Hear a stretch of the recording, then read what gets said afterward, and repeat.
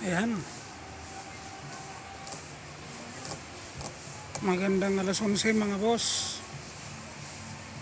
Nandito kami sa napakagandang lugar. Hindi ka naman nakikita. Sama ka na.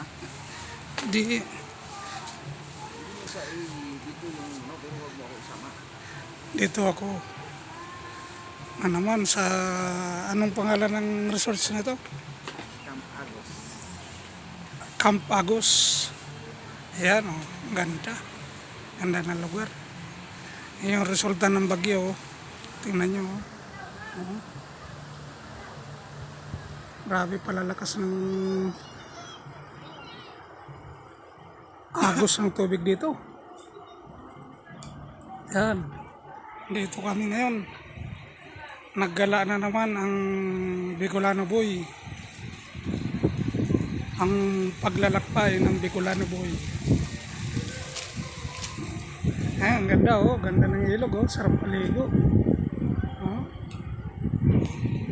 Dito ako sa taas. Sa taas ng kubo. Sarap dito.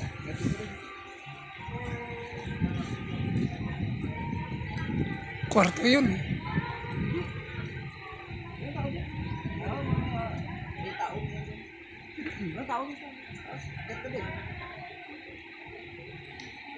Napakaganda.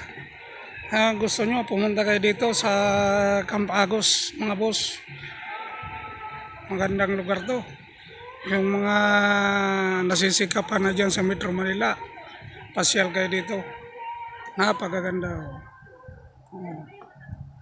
Ayan no. Pangalis ng problema kahit isang araw lang.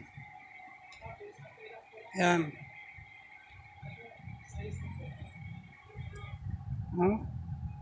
Napakagandang lugar to. Ayan o, may tulugan dito, sarap. Puro kawayan.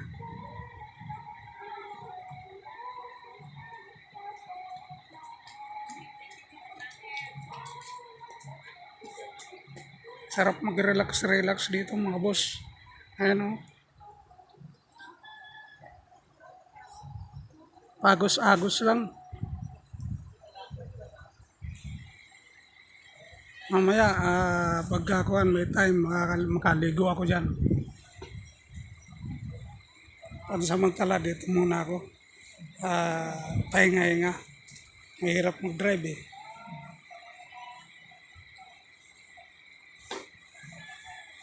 Masakit sa kamay. Mamaya, palaban na naman. Puro batuan yung dadaanan namin.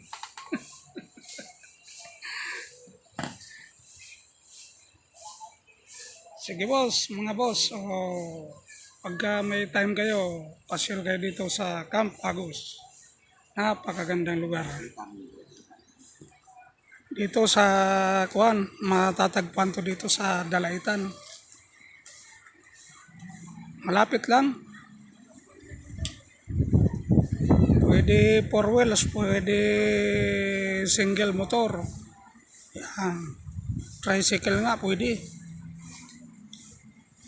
Pwede rin bisikleta. Oh. Ang mga nagbibisikleta dyan, pwede kayong mamasyal dito.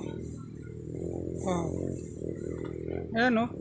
Ayan papaliguan nyo. Napakasarap dyan paanod-anod. Ayan. Napamalinis. May mga salbabida dito. Ayan. May kumplito. Kumplitong kung ito. Oh. Kompleto itong Camp Agos na ito. Napakasarap. Paano mga boss? Mamaya naman ulit kasi magre-relax muna ako. Basta kung gusto mong pumasyal dito, pwede kayo mag-chat sa akin. Sasamahan ko kayo.